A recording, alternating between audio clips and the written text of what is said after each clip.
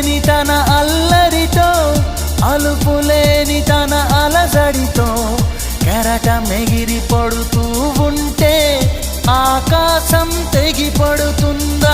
మనసుంటే మార్గం ఉంది కదా, అనుకుంటే అందనిదుంటుందా? అనుకున్నవన్నీ మనకందినట్టే అనుకుంటే తీరిపోదా? ఒక్కసారి చెప్ప